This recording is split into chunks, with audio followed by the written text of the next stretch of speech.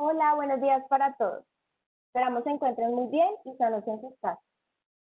De parte de nuestra unidad de estrategia familiar de PricewaterhouseCoopers y el grupo Amicus, queremos extenderles un caluroso saludo y darles la bienvenida a nuestro séptimo conversatorio enfocado a las empresas de familia.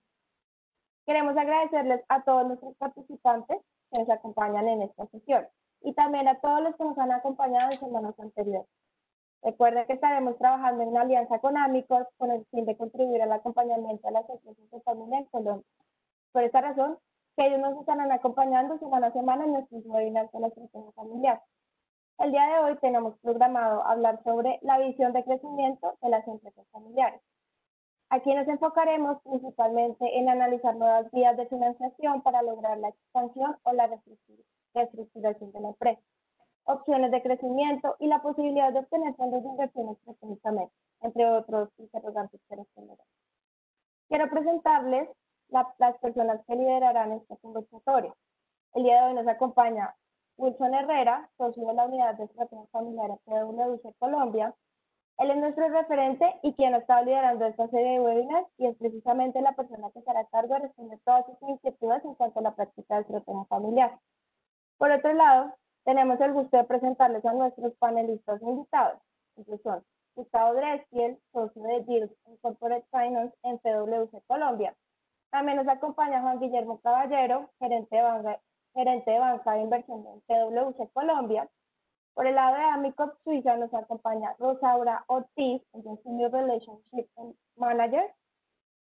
Y tenemos un invitado especial. Él es Juan Gabriel Pérez, director ejecutivo de Invest en Bogotá. Así que le damos la bienvenida nuevamente a nuestros panelistas y moderador y le doy la palabra a Wilson para que inicie la sesión. Adelante. Muchas gracias, Daniela. Nuevamente, en nombre de la Unidad de Estrategia Familiar de PwC en Colombia, le damos la bienvenida a todos los participantes. Especialmente quiero agradecer pues, a Gustavo y a Juan Guillermo por el lado del equipo de Price de Corporate Finance, a Rosaura por el lado de Amicorp y a Juan Gabriel del equipo de director ejecutivo de Invest Bogotá, su participación en el webinar de hoy. En el día de hoy, pues, ya entrando en materia, queríamos empezar hablando de un tema de actualidad, de un tema que yo creo que preocupa a todos nuestros empresarios. Fíjense ustedes que cuando nosotros hablamos de planes de crecimiento al interior de las empresas de familia, para mí siempre ha sido significativo que cuando le preguntamos a los empresarios de familia sobre las perspectivas de crecimiento, nos encontramos con que para la gran mayoría de ellos es más importante garantizar un crecimiento continuo y estable frente a las posibilidades o aquellas posibilidades que impliquen un crecimiento más rápido y agresivo o que pudieran poner en riesgo en algún momento el patrimonio familiar, como una clara muestra de la relevancia que tiene para los empresarios de familia la estabilidad y la solidez del negocio y del legado familiar. En particular, en el último estudio global hecho por PwC con empresas de familia y que hemos mencionado en varios de los últimos webinars, nos encontramos con que el 82% de los empresarios colombianos consultados se mostraban positivos en ese momento sobre sus perspectivas de crecimiento e incluso el 76% hablaban de incrementar el volumen de exportaciones en los siguientes 2 años. Obviamente, ni ellos ni nosotros contábamos en ese momento con los efectos de la pandemia. Y en este contexto, pues de pronto quisiera empezar contigo, Gustavo. Quisiera conocer la opinión de nuestros panelistas. Desde tu perspectiva y experiencia, Gustavo, ¿cómo interpretas esta situación? ¿Cómo crees que esta situación va a afectar las perspectivas de crecimiento de las empresas de familia? Bueno, muchas gracias, Wilson. Buenos días a todos los que participan hoy, a mis panelistas, compañeros y al resto de interesados hoy en esta charla. Sí, estamos viviendo una crisis global sin precedentes al menos para nuestra generación, que inició como una crisis sanitaria y que derivó inmediatamente en una crisis económica, ¿no? Y aún no salimos de esta crisis sanitaria y no hay una fecha cierta para que salgamos, ¿no? Los optimistas, y me cuento dentro de esos, esperábamos una cura efectiva en el corto plazo. Eso no se ha dado. Hay distintos métodos terapéuticos y demás, y aparentemente ya hay algunas formas más claras de cómo tratar el virus, pero la realidad es que no hay ninguna cura efectiva en este momento y no hay una fecha cierta de que la haya. Y de la vacuna sabíamos que se demora 12 a 18 meses en procesos acelerados realmente en lograr una vacuna efectiva. Hoy se habla de que hay más de 200 proyectos en laboratorios, probablemente entre un 5 y un 10% resultarán exitosos, ¿sí? Ahora, una vez que sean exitosos, se hablan de unas cantidades para producir a nivel mundial de 400, 500 millones de dosis. No se sabe si se va a necesitar una o dos dosis. Somos 7.000 millones de habitantes en el mundo, 54% en zonas urbanas, casi la otra mitad, el 46% en zonas rurales. Si vamos a tener que vacunar a todos para volver a ámbitos de crecimiento, los temas logísticos seguramente nos va a llevar todo 2021, 2022 y eventualmente más. Y lo traigo a colación porque el desarrollo económico, de lo que se tratan los planes de crecimiento, depende significativamente de la confianza del consumidor, del inversor, del empresario. Entonces, ahí está parte de la pregunta, de cuándo recuperaremos totalmente esa confianza. Eso inicialmente suena como un poquito duro y desalentador, pero lo real es que lo positivo es que cada día nos vemos más cerca de ese final, de tener la solución, de tener algún tipo de solución y de volver al ritmo de crecimiento. Prepandemia, a pesar de la guerra comercial de Estados Unidos y China y de las disputas de precios de petróleo entre Rusia y Arabia y demás, el mundo estaba en una senda de claro crecimiento, entonces tiene mucho sentido que los empresarios, en un 82%, como tú mencionas, Wilson, estuviera pensando en crecimiento, ¿no? Nuestro socio principal de Colombia en temas comerciales, Estados Unidos, estaba en crecimiento. Colombia mismo tenía planes de crecimiento para el año 2020 de los mayores crecimientos de los últimos años. La realidad ha sido otra.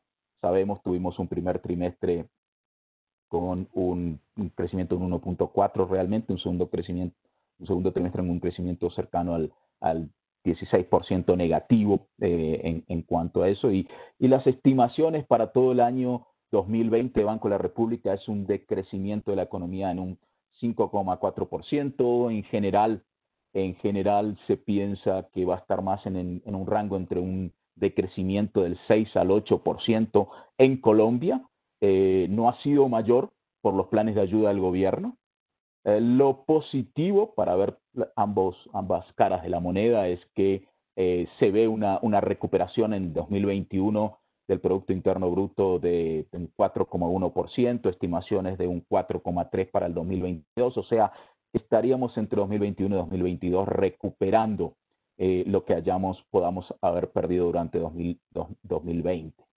Y en este juego de altas y bajas, claramente hay sectores económicos que han sido más afectados que otros. Sin embargo, el común denominador cuando conversamos con inversionistas, cuando conversamos con empresarios, es claro que se ve que la actividad está afectando, la caída de la actividad está afectando a todos los sectores.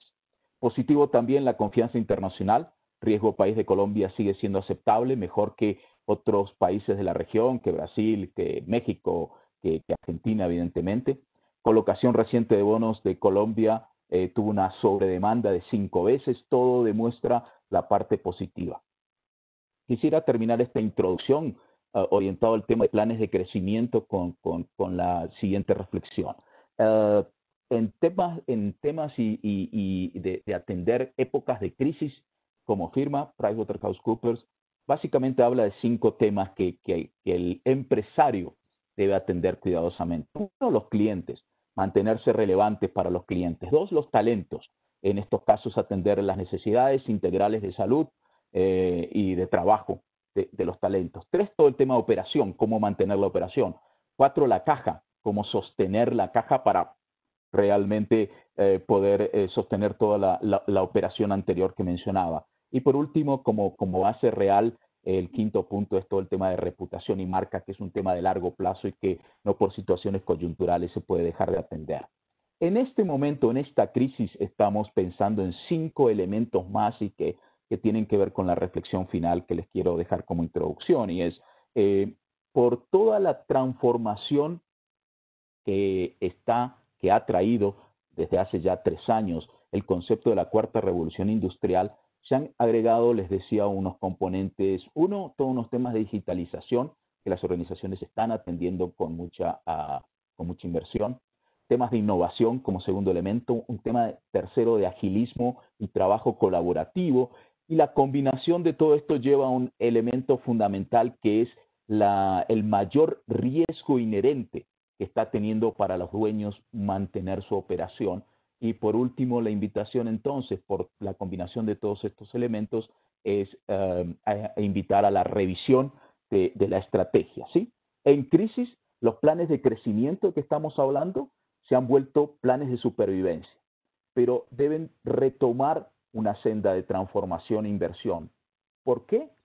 Porque los competidores lo están haciendo. Los competidores están viendo esta crisis también como oportunidad en nuestras conversaciones, así como cómo mantengo la operación, cómo mantengo la actividad, cómo soy relevante para mis clientes, al mismo tiempo están analizando cómo poder expandir sus negocios, ¿sí? Y ahí en la necesidad de financiar estos procesos de transformación, mejora de la operación, cambios tecnológicos, nuevos productos, realmente es donde se incorpora un tema de cómo analizo y encuentro y realizo alianzas estratégicas con potenciales inversionistas que me ayuden en esta transformación que estamos viviendo actualmente.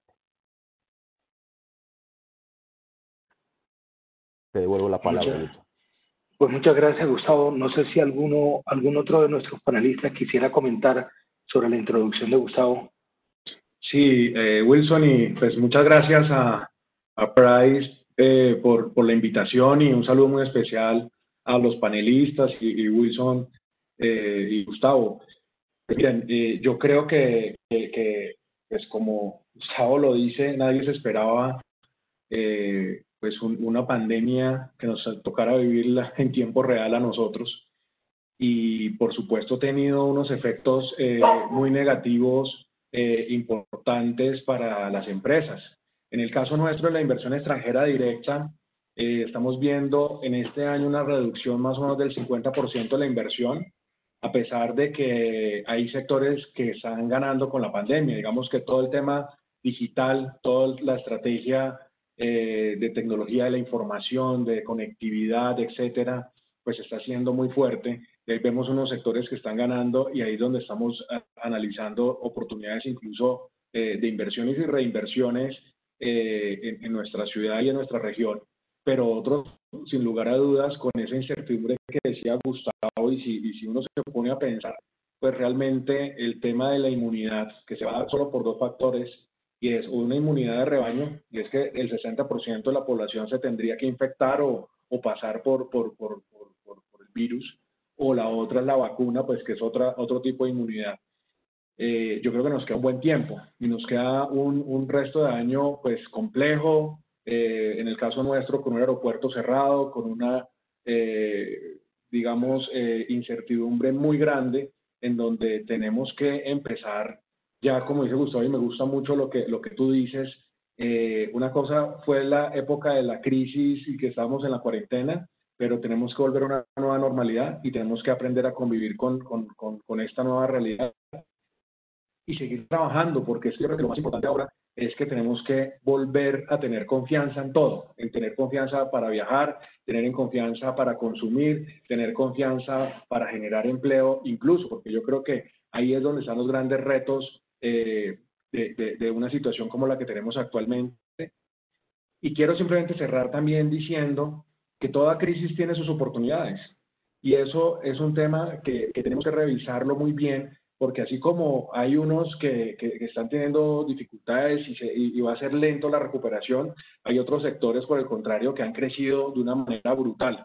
Nosotros estamos ahorita apoyando muchos emprendimientos, y yo creo que para este tema de empresa familia va a ser muy interesante analizar esos sectores en donde está creciendo de una manera rápida, acelerada, con unos números además muy positivos para identificar esas oportunidades de inversión que necesitan esos emprendedores o esas empresas que están en este momento teniendo esos grandes desafíos. Entonces, cuando todo el mundo llora, alguien se tiene que poner a hacer los pañuelos para vender, y yo creo que ahí es donde tenemos que concentrarnos nosotros a ver esas oportunidades y acompañar a las empresas en ese sentido.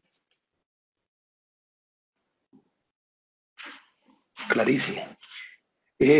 No sé si les parece, yo quisiera que pasáramos un poquito al siguiente tema, porque hay algunos conceptos que han mencionado Gustavo y Juan Gabriel que me parecen bien importantes, y yo quisiera profundizar en alguno de ellos, y es específicamente en el tema de la inversión extranjera y su interés en el país, al cual se refería específicamente Juan Gabriel hace un momento. Y es que fíjense ustedes que en los últimos años pues habíamos venido presenciando un importante interés de los inversionistas extranjeros en Colombia, y específicamente las empresas de familia habían venido siendo un target muy recurrente para este tipo de inversionistas extranjeros. Obviamente que la pandemia ha impactado el mercado de transacciones no solo en Colombia, en la región. Entonces me gustaría ahondar un poquito en el tema, en opinión de nuestros panelistas. No sé, Gabriel, también, tal vez tú, porque tocabas el tema hace un rato, quieras continuar profundizando en el asunto, y después damos paso a los demás compañeros del panel.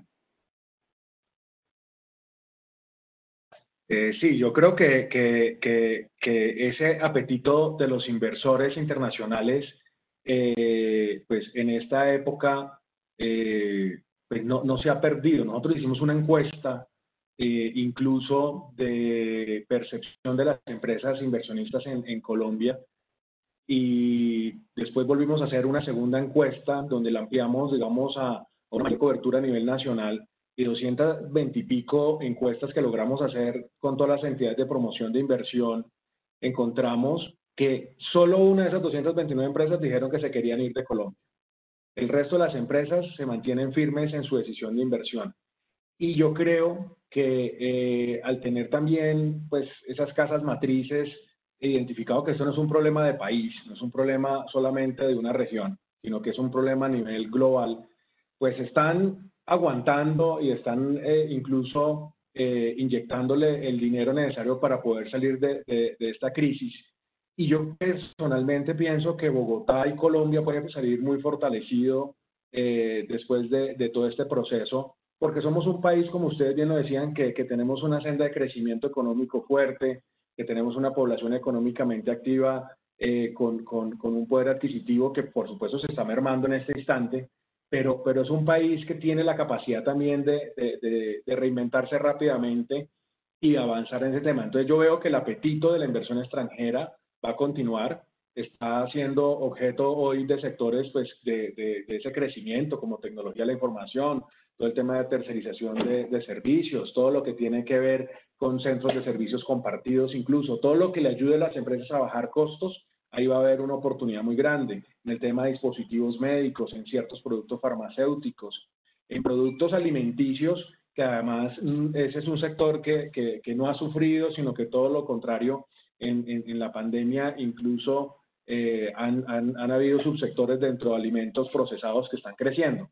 Entonces yo sí creo que la inversión va a seguir con apetito, va a seguir con apetito de ver buenos negocios, va a seguir mirando qué negocio hoy tiene un futuro, y también yo creo que van a haber muchas empresas que están hoy con dificultades, que necesitan un aliado estratégico, que necesitan un partner, que necesitan una inversión para salir adelante, porque son muy buenos proyectos, porque son muy buenas compañías, y por supuesto ahora es que se empiezan a ver unas oportunidades también de empresas locales que la inversión extranjera puede ser su aliado para pasar todo este proceso y luego fortalecerse hacia el futuro.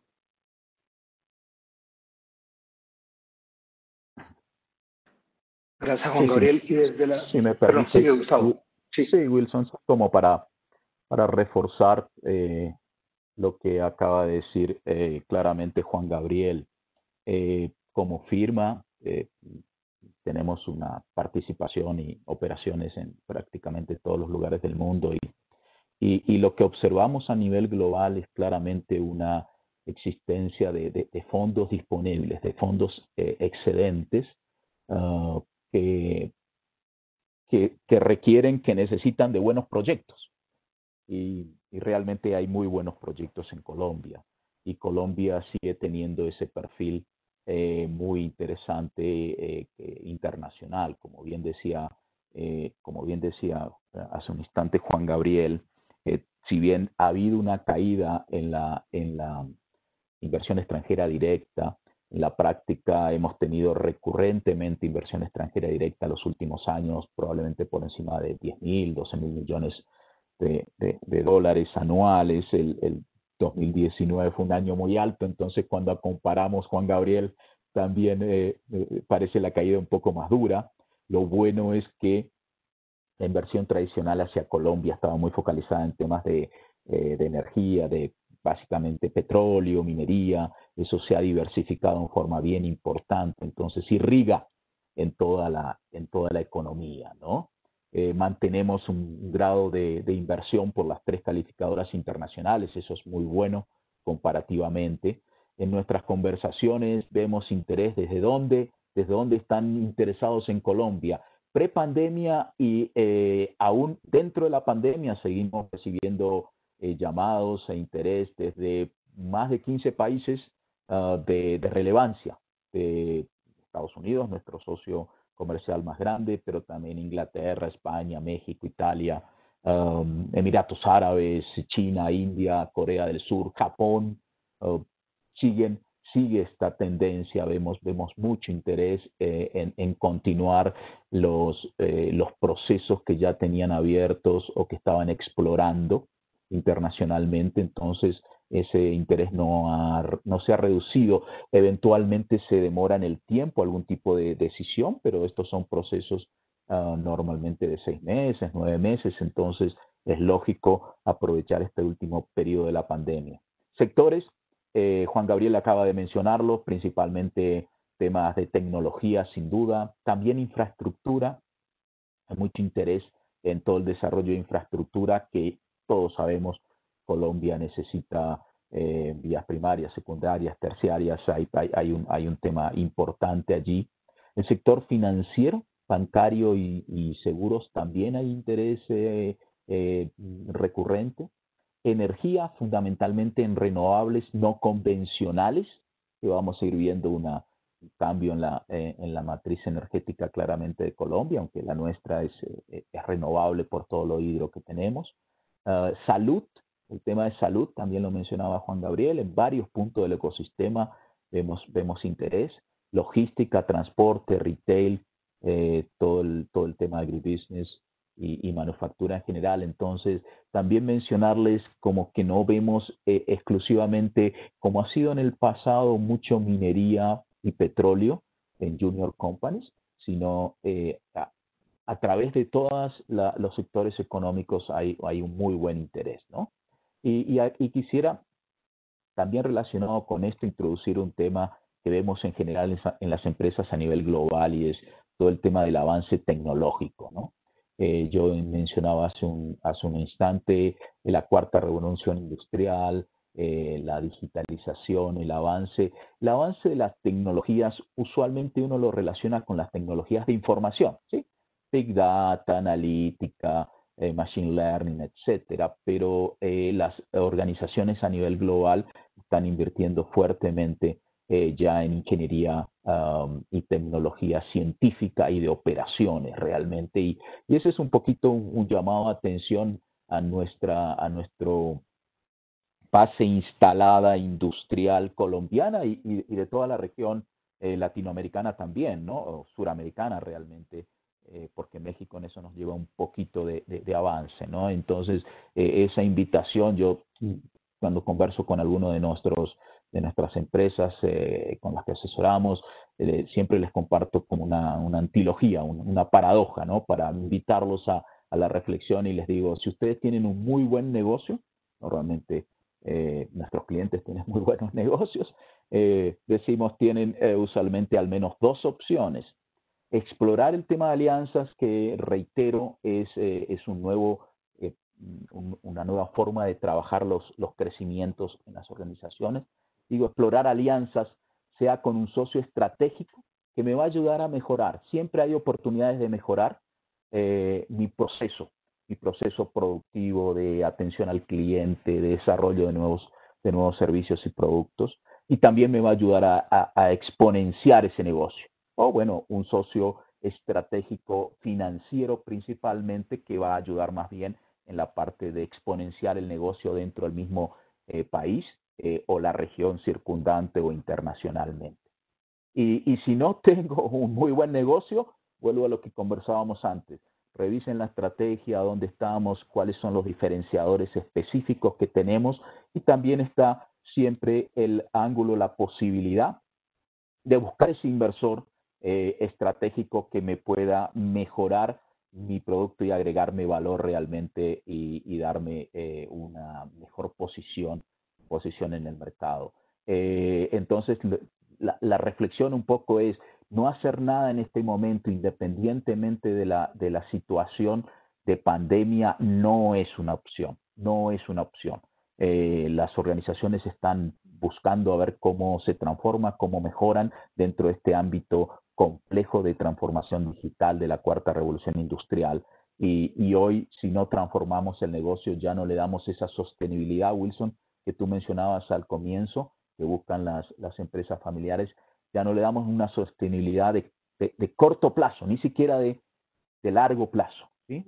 Porque los mercados están permanentemente activos en ese sentido, y eso nos lleva a buscar opciones de financiación fundamentalmente, y es lo que estamos conversando aquí y dándole la introducción a aquellos que quieran acercarse a nosotros o a organizaciones similares a nosotros en cuanto a explorar cómo crecer en estos ámbitos de complejidad y crisis globales, ¿no? Vuelvo a ti. Por supuesto. Ahora, a mí me gustaría de pronto conocer un poco la aproximación sobre estos temas. Tal vez, Juan Guillermo, tú desde el punto de vista de la banca de inversión, o Rosaura, a partir de tu experiencia, ¿cómo están viendo el tema y cómo ven a Colombia desde sus propias perspectivas? Pues, hola. Aquí os hablo desde Suiza. Desde la perspectiva más europea, o de aquí Suiza, que tenemos la costumbre de trabajar al internacional, por su historia, Suiza es un centro financiero que estamos acostumbrados a trabajar con todos los continentes, con todas las monedas y con todos los mercados. Lo que hemos visto con la pandemia es que claramente la pandemia ha transformado la vida de las personas y obviamente, por ende, el funcionamiento de las empresas, donde, ¿cómo se dice en español? Me voy a lo que ha dicho Gustavo. Hemos podido ver que hay un sector que no se ha detenido a pesar de esta pandemia, de este lockdown mundial, ha sido el sector financiero. Al contrario, es un sector que ha mantenido una supuesta normalidad a través de la adaptación de las herramientas digitales. Muchos bancos, yo puedo hablar solamente de los bancos que más conozco aquí en Europa o aquí en Suiza, han tenido la capacidad desde medianos de marzo, en 15 días se han puesto a la era digital. Y también esto lleva a que, como no hemos detenido ¿cómo se dice?, el funcionamiento financiero, hemos continuado a trabajar con los países fuera de Europa. Hemos continuado a trabajar con México, con Colombia, con Chile, con Brasil, porque justamente cuando ellos han tenido estos paros tan bruscos, es donde Europa ha podido tomar el relevo, estructurando créditos. Se ha hecho mucho cross-selling. Muchas empresas grandes han podido apoyarse sobre créditos que han venido del extranjero. Se han quedado sin liquidez en sus propios países y sus propios bancos no han podido ayudarles. Entonces, se han venido hacia, a lo mejor no voy a nombrar a los más grandes bancos que conocemos, sean españoles, suizos o ingleses o incluso alemanes, donde los bancos han podido liberar cross-selling, han podido liberar préstamos para ayudar a estas empresas. En Colombia se ha hecho bastante. Esto no se hubiera podido hacer si Colombia no hubiera tenido un buen rating. Es lo que decías tú, Gustavo, que ha podido mantener el rating de confianza. Cogemos el vecino, Venezuela, que tiene un rating que está a niveles de junk bonds. Allí, así las empresas estén muy mal, nadie les va a venir a hacer cross-selling ni financiamiento desde el extranjero, ni a estructurar de ninguna manera nada para proteger los activos de las sociedades. Es lo que tú decías, el hecho de que Colombia haya mantenido un buen rating, una buena calidad de empresas, un know-how que es conocido ya en el mundo. No nos olvidemos que Colombia lleva ¿qué? 1 año y medio en el CDE, ¿cierto, no? Ya hace parte de lo que llamamos los países serios y en los cuales se puede confiar y en los cuales se puede invertir desde el extranjero. En la parte financiera es lo que tenía que decir. Esto es como lo vemos desde fuera. Perfecto. Muchas gracias, Rosaura. Si les parece, yo creo que pasamos al siguiente tema.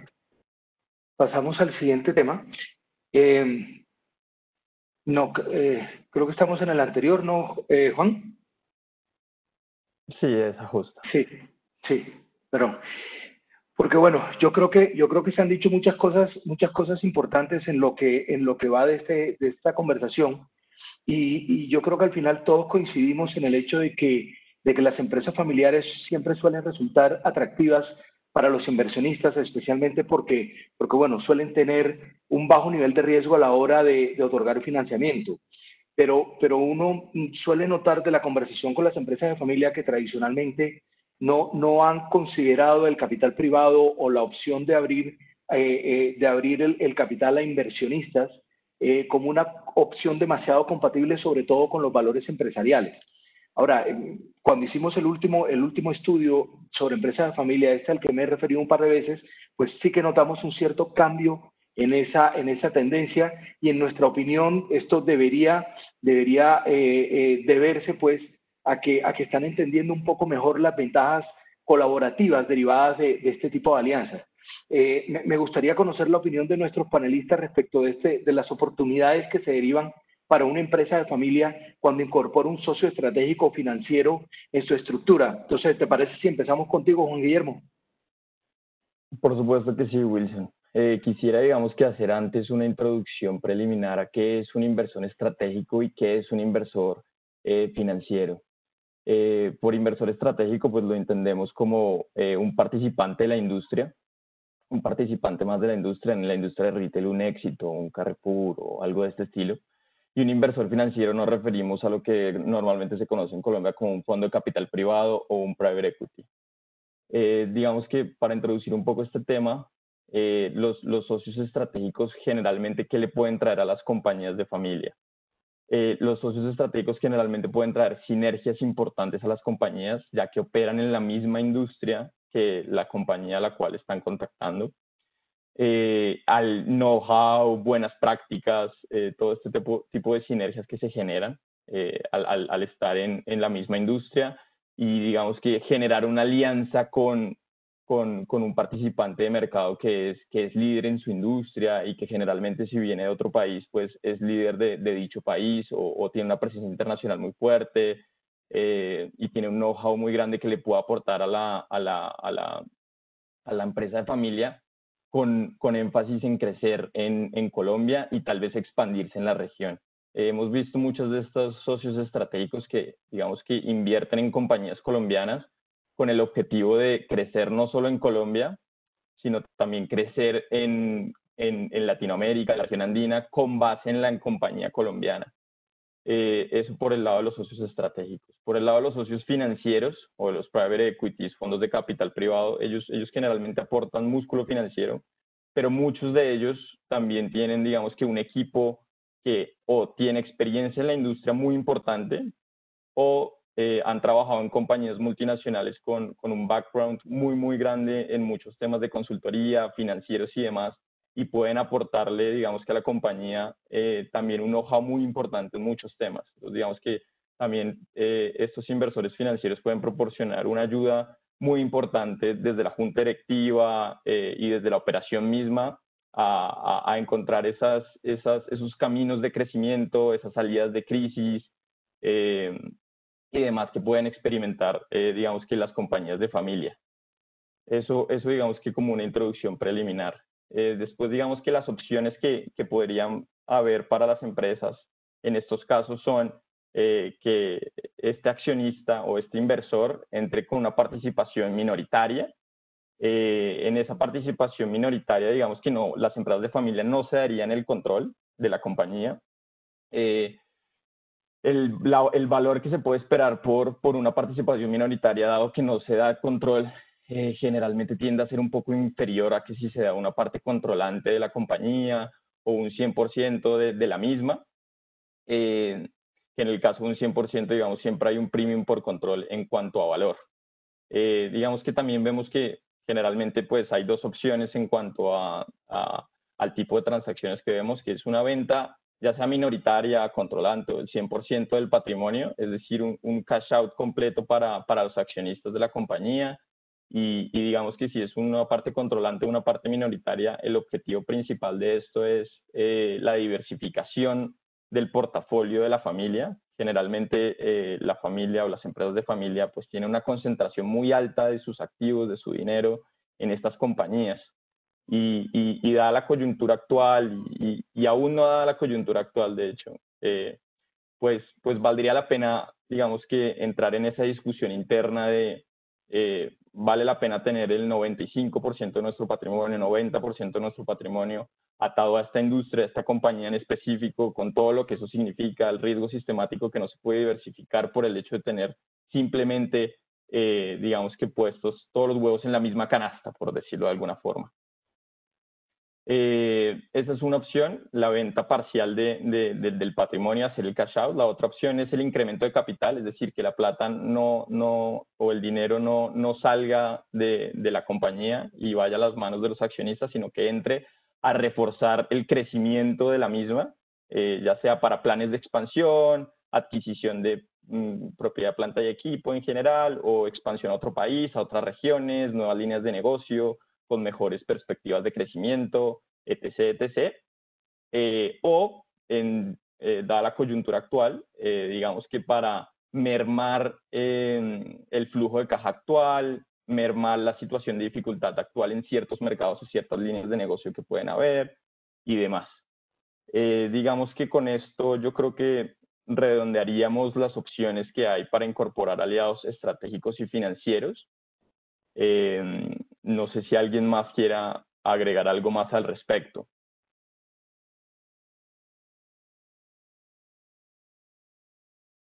Sí, yo agregaría, Juan Guillermo, digamos, perfecto tu resumen.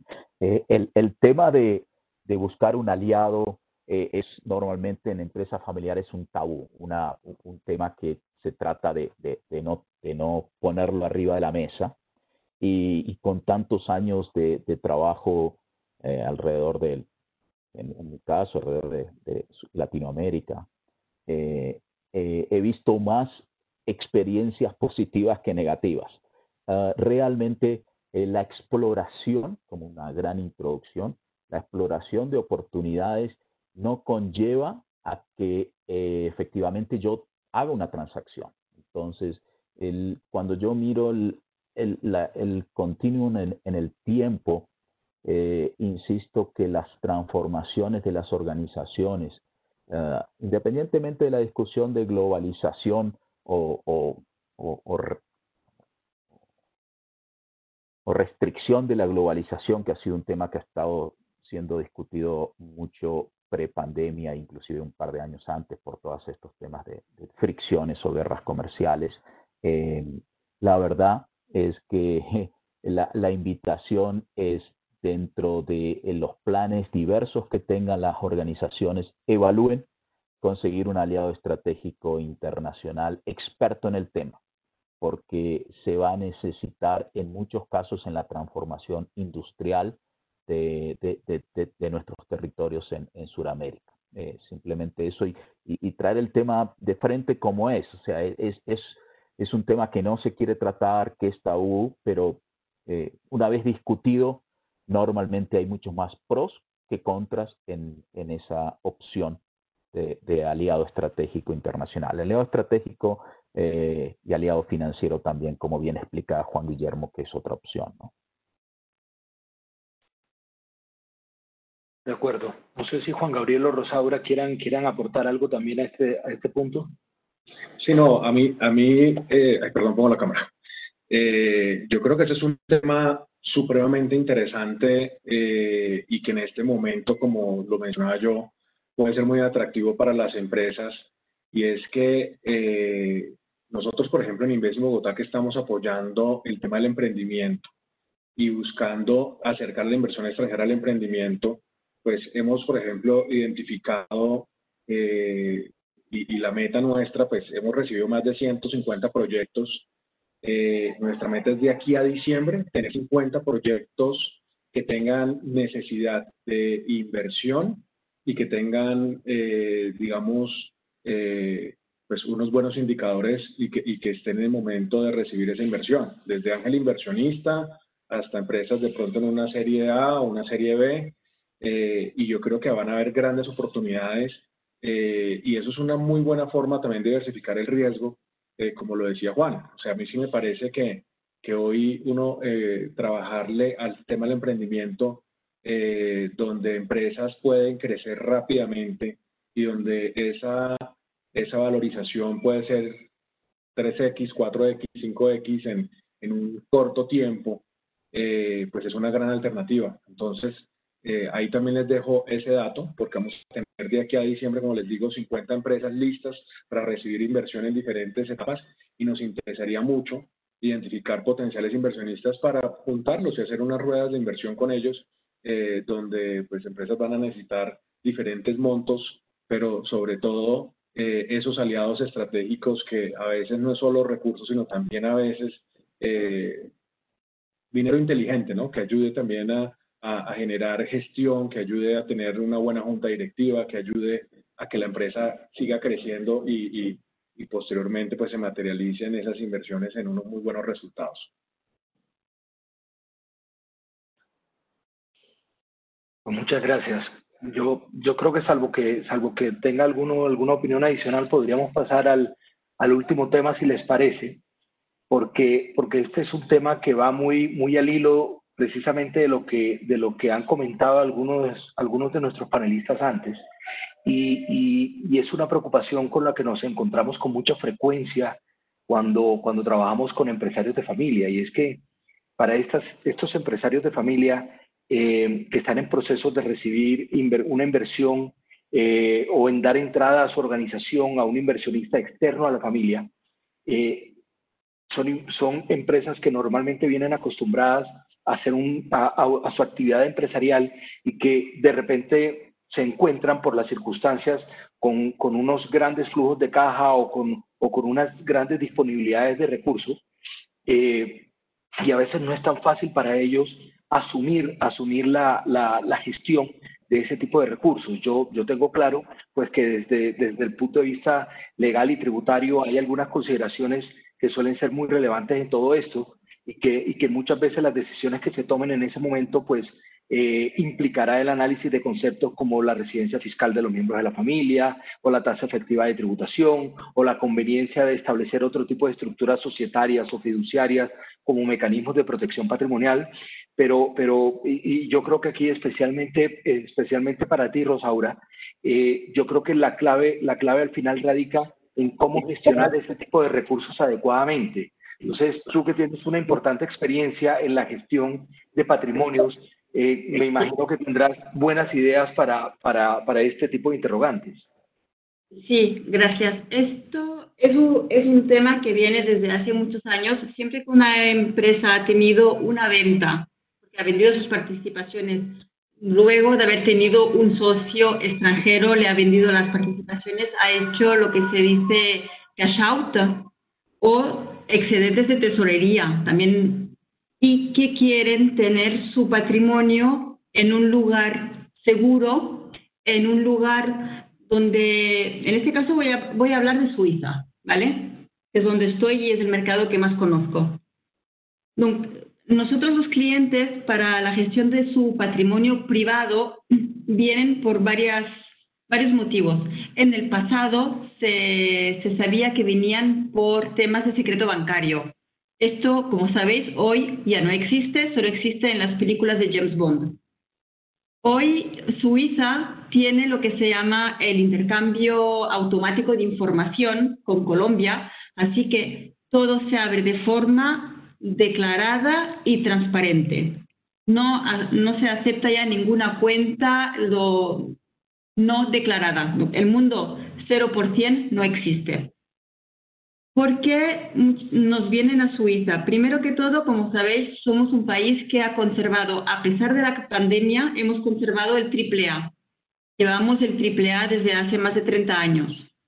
Es un país sólido, con una política con muy poca corrupción, porque es muy difícil hacer una corrupción con 7 presidentes. Vivimos con 7 presidentes al mismo tiempo. Tenemos la única democracia directa del mundo. Quiere decir que cualquier ciudadano del país que tiene una idea y la quiere llevar al Parlamento, mediante 50.000 firmas, se va a referéndum y lo votamos. Votamos más o menos 4 a 5 veces por año sobre varios temas. Después también Suiza es un país que te va a ofrecer una plataforma de inversión que pocos países tienen. La tiene Londres, la tiene Singapur, pero trabajamos, por ejemplo, con 26 monedas. La cartera de un cliente puede perfectamente estar en 26 monedas. Todo el mundo piensa siempre al dólar, al euro, al franco suizo como moneda refugio, y es una moneda que está muy bien respaldada, pero a veces nos olvidamos que podemos tener en nuestras carteras corona noruega, corona sueca, el Aussie australiano. Trabajamos con 26 monedas, con el real brasileño, con el peso mexicano, desgraciadamente no con el peso colombiano porque es lo que se llama una moneda IN. No es negociable al exterior. Pero también trabajamos con todos los mercados bursátiles del mundo, cosa que en muchos países de Latinoamérica los bancos o las casas de bolsa solo trabajan o con su propia bolsa interna y algunos con Estados Unidos, pero ya no van más allá, no tienen acceso a la bolsa de Londres o al IBEX de España o al CAC 40 de Francia o al de Japón, Singapur, Shanghái. Nosotros trabajamos con todas las plazas bursátiles, lo que te da a ti como cliente una diversificación del riesgo muy grande. Por ejemplo, si un cliente me dice, quiero tener en mi cartera que tengo en Suiza bonos de Colombia, los puedo tener. Pero como también puedo tener bonos, mal ejemplo, de Japón, con tasa negativa, pero lo puedo tener. O cualquier producto estructurado con capital garantizado o cualquier acción en el mundo que quiera tener en su cartera. También trabajamos con un universo de fondos de más de 35.000 fondos. Así que el cliente tiene, por una parte, la diversificación de su cartera, de sus saberes, y al mismo tiempo está en un país supremamente seguro porque el país es AAA y todos los bancos que están debajo son también AAA. No entro en el detalle de por qué los bancos son seguros. A lo mejor habéis oído hablar de lo que es el Tier 1, que es el capital cash que la firma obliga a tener a los bancos. Cada banco en Suiza tiene la obligación de tener entre 11 a 13% de cash, de liquidez. Esto viene a raíz de la crisis del 2008. simplemente. Un banco hoy en Suiza no puede quebrar. Es imposible que quiebre. Primero porque no hacen lo que se llaman préstamos secos, solo se prestamos a nuestros clientes contra un valor colateral de la cartera, se le presta al cliente. Tengo ejemplos que, por ejemplo, a muchos clientes de banca privada colombianos les gusta mucho, que me dicen, oye, Rosaura, quiero invertir para comprarme una casa, no sé, en Cartagena, quiero contra mi cartera que estás gestionando, quiero un préstamo para comprar mi casa en Cartagena. En Colombia sabemos que las tasas de los préstamos están altas. Bueno, en Suiza trabajamos con tasa negativa. Estamos al menos 0,75%. Entonces, lo que se hace, y es muy interesante para el cliente, para que no se descapitalice, que guarde su capital con su cartera, que le está rindiendo un 5, un 6, un 8%. Depende de los mercados. Yo no puedo prometer nunca que le voy a ganar un 8%. Porque si me pones al mes de mayo, los mercados perdían 40%. Pero normalmente intentamos mantener bien cuadrado la cartera. Entonces, ¿qué es lo que se hace? Sobre el valor colateral de la cartera, pongamos una cartera de $1 millón. Mi cliente me dice, necesito $200,000 para comprarme esta casa. Listo. No te descapitalices, yo te lanzo un loan, que es un crédito desde su cartera, te la envío a Colombia de forma completamente transparente, porque la ventaja de trabajar con cuentas declaradas es que puedo hacer la transferencia sin ningún problema, y sobre este crédito el cliente estará pagando un 1.2, 1.4% anual de interés, contra una cartera que le va a producir mucho más de lo que va a pagar de intereses. Entonces, realmente su préstamo le está costando cero. Esto es una cosa que hacemos muchísimo. Otra cosa también, pues bueno, lo que he dicho, la diversificación del riesgo en todos los mercados. No tiene sentido, por ejemplo, un cliente viene y quiere invertir en Nestlé, en Novartis, en Movistar, pero ella me dice, mira, es que tengo muchos bienes en Medellín, en Bogotá, en Cali. Entonces yo en su cartera no lo voy a invertir en la bolsa colombiana, porque su riesgo ya lo tiene en el país. El riesgo país ya lo tiene. No vamos a duplicar. No vamos a duplicar.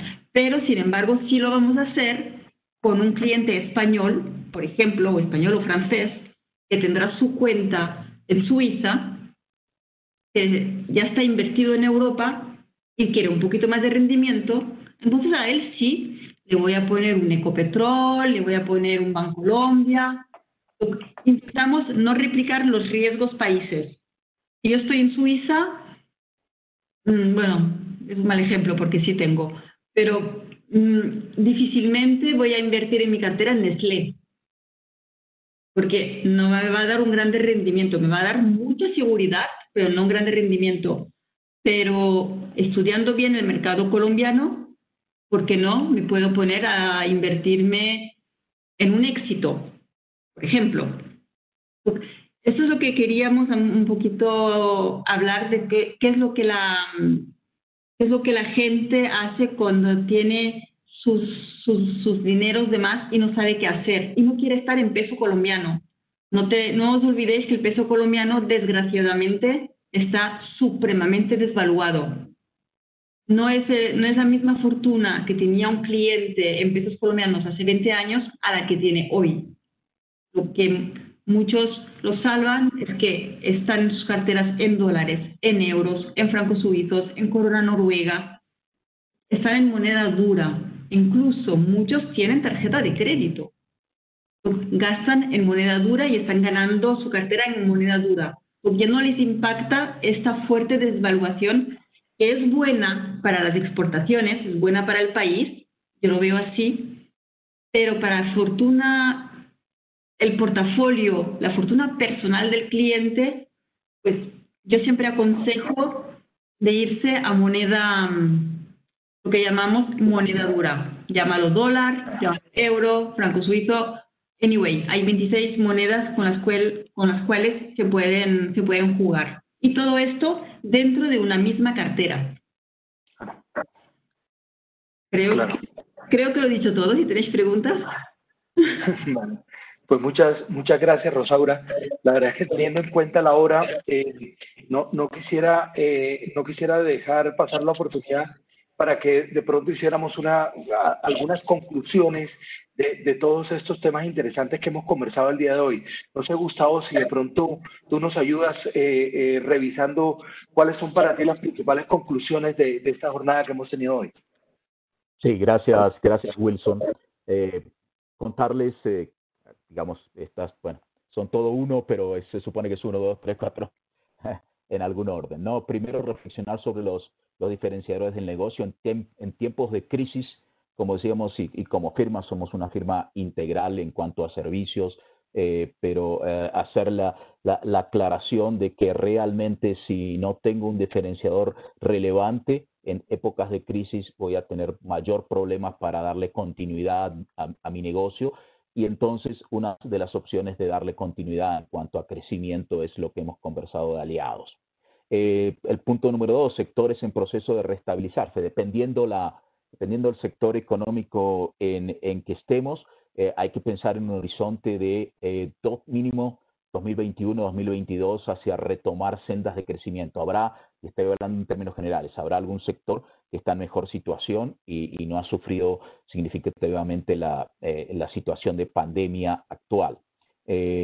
Tercero, afrontar los cambios tecnológicos. Lo mencioné reiteradamente. Estamos viendo a nivel global y se viene una clara transformación de tecnologías en cuanto a tecnologías de operación, científicas y también tecnologías de información que van a remodelar, a cambiar los modelos de negocios, los competidores en un determinado negocio. Entonces, estar muy atentos a eso. Lo cuarto, cómo salir fortalecidos de la crisis. Nuevamente, esto es algo que las organizaciones hoy están pensando, organizaciones familiares o no, empresas familiares o no familiares, aprovechar el momento. Muchas veces nos hemos arrepentido, organizaciones se han arrepentido luego de no tomar la oportunidad de eventualmente, y la opción sería conversar con un inversor estratégico para adquirir un competidor, para tener un plan de expansión en el corto plazo, aprovechando precisamente las oportunidades que el mercado puede estar dando. Bogotá, se ha dicho, Bogotá y Colombia sigue siendo atractiva en el contexto regional, entonces tenemos interesados en activos, en empresas en Colombia, positivo, muy positivo eso. Y como bien explicaba Rosaura últimamente y también se mencionó antes, cómo sacarle el riesgo en oportunidades muy concentrados en una determinada empresa exclusivamente que está operando en un sector económico y diversificarlo a través de eventualmente una oficina de familia o inversiones como las que Rosaura nos mencionaba que Amicorp puede hacer en diversificar portafolios, básicamente, ¿sí? Aprovecho a contestar, si me permitís, Wilson, una única pregunta. Sé que nos falta un solo minuto. Nos han hecho una pregunta como si es el momento de hacer un deal de cash out en una empresa familiar. Tal vez no en la medida en que los activos han sufrido una gran desvalorización. Sí, los mercados han continuado muy cambiantes en cuanto a los valores de los activos. Unos años atrás se pensaba que en general Latinoamérica y en particular Colombia estaba sobrevaluado en algún sentido. La valorización de las compañías depende de los flujos futuros. Y si tenemos un buen negocio, recordemos lo que decía anteriormente, sigue siendo un buen momento porque la proyección va a ser en función de los ingresos futuros. Hay interés general, global, como lo mencionaba, y hay algunos intereses supremamente de corto plazo y oportunístico eventualmente para desarrollar esto. Con Juan Gabriel conversábamos y hemos conversado en otros conversatorios, en otros webinars y demás, toda esta tendencia, y no lo hemos mencionado por tiempo hoy, hoy hay una tendencia de nearshoring, hay todo un concepto internacional desde Estados Unidos, campaña electoral de por medio en el concepto este de Back to Americas. Claro, ellos dicen Back to Americas es Back to US, la Américas como Estados Unidos, nosotros como Latinoamérica nos agregamos en esa Américas porque finalmente somos parte del continente, y la idea de reubicar procesos productivos en nuestras regiones, región como Colombia como países específicamente que tenemos tratados de libre comercio con Estados Unidos, hay una gran oportunidad ahí que tanto desde el Banco Interamericano de Desarrollo, seguramente Juan Gabriel, por lo que hemos conversado, Inves en Bogotá, ProColombia, las cámaras de comercio AmCham, específicamente estamos tratando de desarrollar y tener un posicionamiento al respecto, y ha sido claramente el nuevo presidente del Banco Interamericano de Desarrollo ha sido un tema que ha ido discutiendo en toda la región. Entonces también ese es un elemento coyuntural que puede ayudar significativamente dependiendo en qué sector económico estoy, para potenciar el valor y que siga siendo un buen momento para hacer este cash out que me pregunta. Y ahí termino, Wilson, perdón el exceso. Qué pena, Wilson, Wilson, simplemente por, digamos que ahondar por lo que dijo Gustavo en la pregunta en general, que digamos que también quiero agregar que el deal se puede estructurar de una manera que se pueden generar unos earnouts según unos milestones o digamos que unas metas. Entonces, digamos que puede que el activo haya sufrido fuertes desvalorizaciones por X o Y motivo dada la pandemia, pero se puede llegar a estructurar una forma para que, según un EBITDA alcanzado en cierto año, se liberen unos flujos. Entonces, digamos que es cierto lo que dice Alberto, sin embargo, se puede llegar a estructurar para que digamos que no se vea reflejado en la valoración tan fuertemente, o en el valor final pagado. Perfecto, pues muchísimas gracias.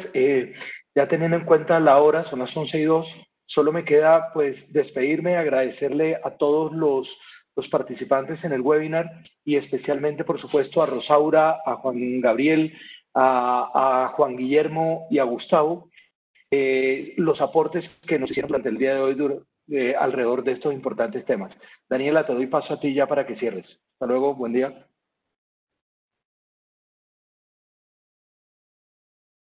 Muchísimas gracias, Wilson, y a nuestros expertos por tan interesante exposición. Aquí simplemente quisiéramos contarles que vamos a tener próximas sesiones. A sus correos les enviaremos toda esta información. La siguiente es el 24 de septiembre y tenemos otra el 1 de octubre. Y nada, a nuestros asistentes solo nos resta agradecerles su interés y participación y también hacerles saber que quedamos en su total disposición, así que siéntanse libres de hacer llegar todas sus dudas o inquietudes al correo electrónico de nuestros expertos, que ellos con gusto la resolverán. Esperamos que esta sesión haya sido de gran provecho para ustedes. Por favor, no se olviden al final ayudarnos a responder la encuesta de satisfacción que aparecerá al final de esta sesión, para que podamos calificar la calidad de esta charla y de nuestros conferencistas. Mil gracias a todos y nos vemos en una próxima ocasión. Tengan un buen día. Hasta luego.